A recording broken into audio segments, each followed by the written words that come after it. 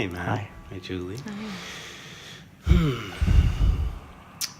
So I guess my question is, in Buddhism, we practice a lot this idea of we are not our emotions, we're Right. not our feelings. They sort of come in and let them go, let them process through. And you're talking about processing emotions a lot. Absolutely.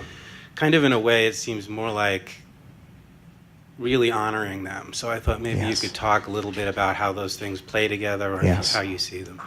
I understand and I respect the path of letting them come in and out.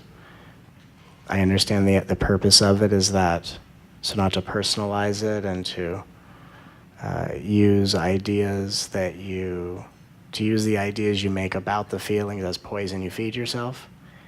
At the same time, salvation is not a means of withdrawing from life, but how close you step into it.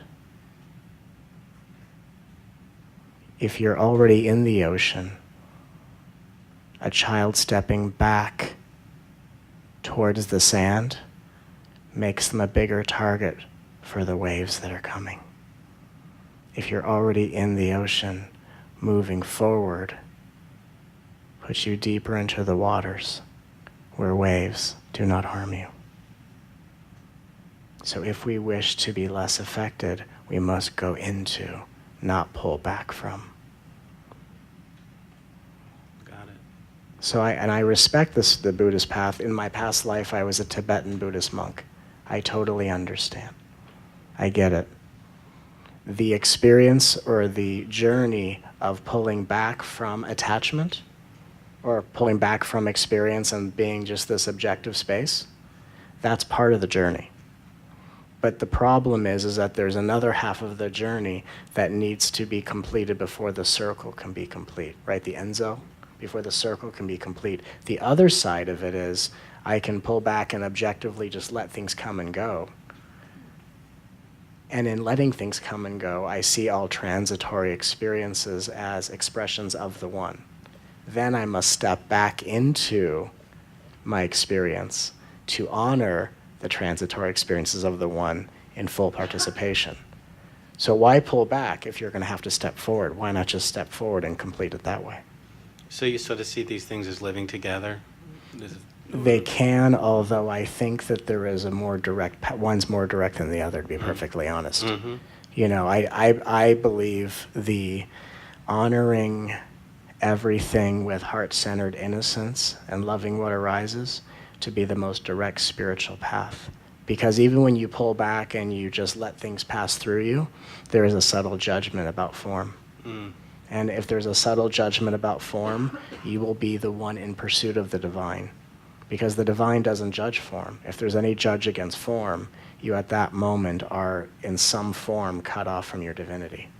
So a judgment against form gives you less of an experience of your own divinity. Mm.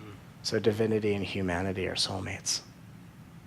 Got it. So you must be the divinity that came here to return your divinity to humanity, not trying to withdraw your divinity from humanity.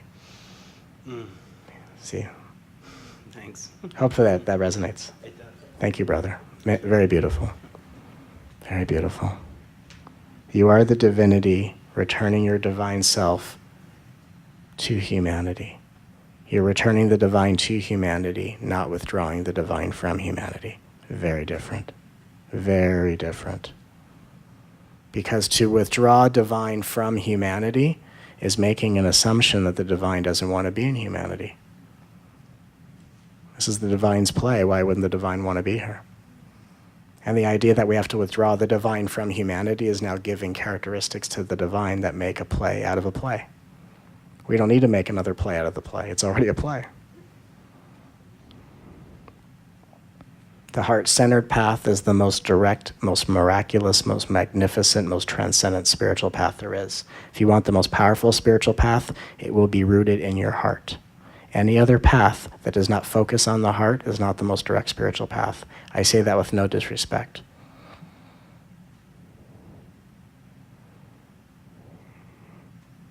Because love, being able to love in the face of adversity is your most primal form of courage.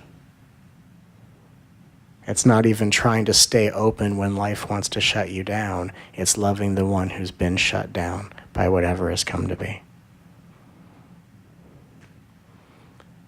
And I say this because there are a lot of us who come to this planet with many different, from many lifetimes in our history, and we are inherently very wise beings. Just by the nature of many lifetimes, you become a very wise being. And one of the major themes of this lifetime during ascension for a lot of wise beings coming from a lot of advanced civilizations or emanating from very high frequencies of energy. Being a wise being whose crown chakra is more open than their heart is one of the most universal spiritual dilemmas existing on this planet. Your crown is open to the wisdom, but your heart is not as open as your crown is, and that will either create insecurity, inferiority, or arrogance. Right? The I'm better than everyone because I'm so spiritual and they're all in their egos, that's arrogance. Inferiority, no one understands me, no one speaks my game, I don't feel seen and heard. Insecurity, oh my God, no one's experiencing life the way I do, maybe I'm wrong, right? See, all of that is a very big spiritual condition where your crown chakra is more open than your heart is. When your heart's as open as your crown is, then all of the wisdom that you have is conveyed in the most loving way, and there is nothing more intelligent than love. Because there may be a lot of things you know, but love knows when what you know needs to be shared with others.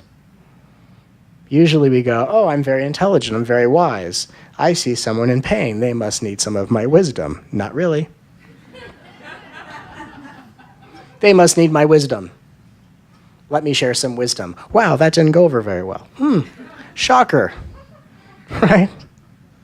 That's why all your spiritual interactions occur in social settings. It's kind of like we're all God developing social skills. That's a funny way to put it.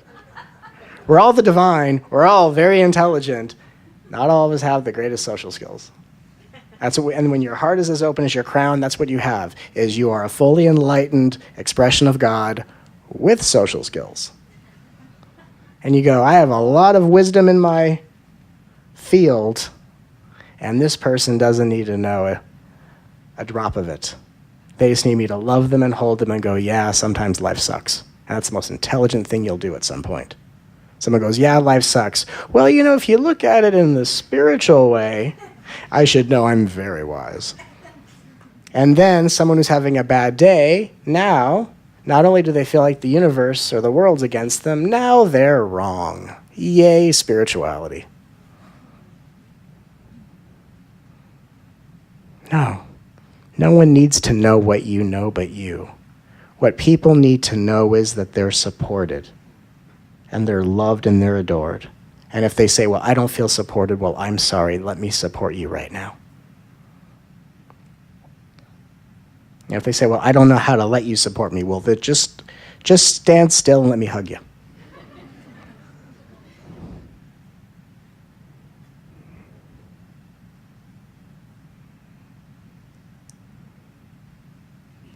One of the greatest spiritual imbalances existing on this planet.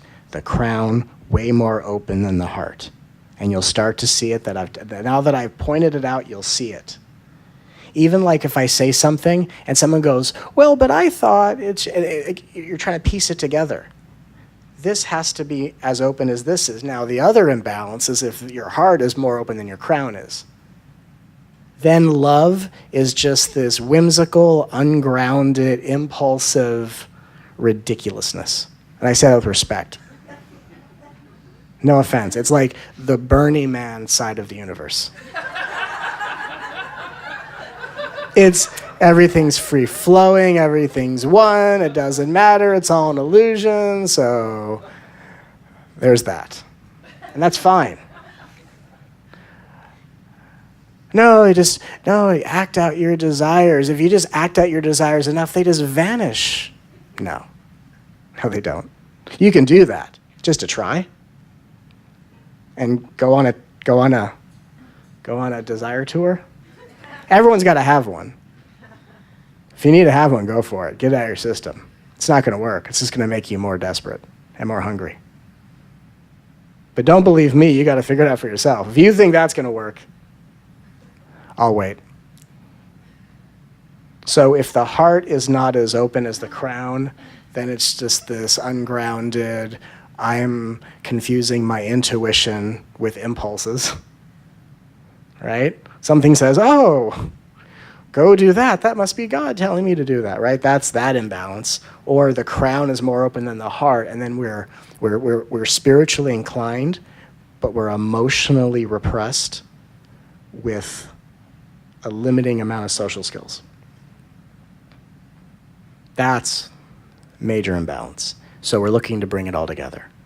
The crown as open as the heart is open, which means my wisdom is conveyed as an act of love,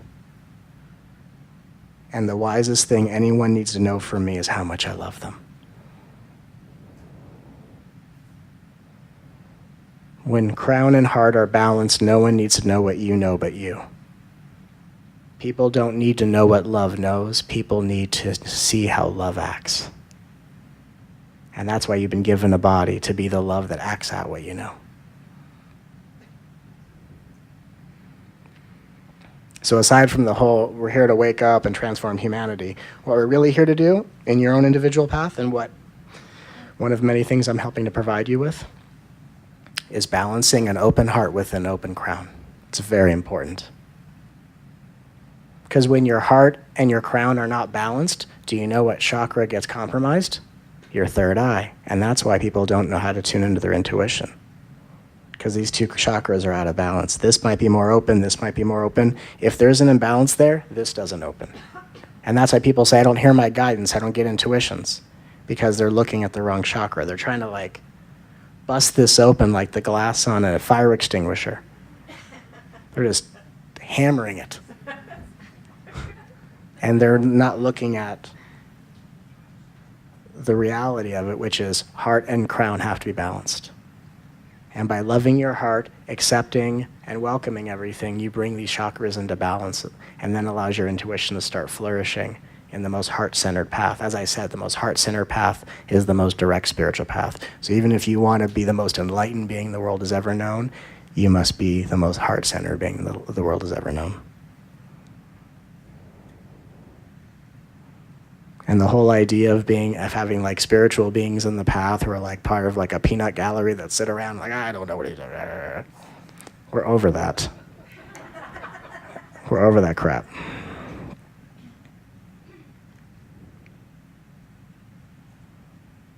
We're here to start a love revolution. You're here because it already started. We're already a part of a love revolution.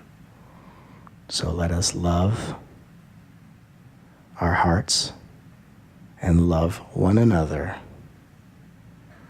and manifest high vibrational frequencies of light to heal and transform the one and all, and love often, undeniably, and passionately until this world blows up.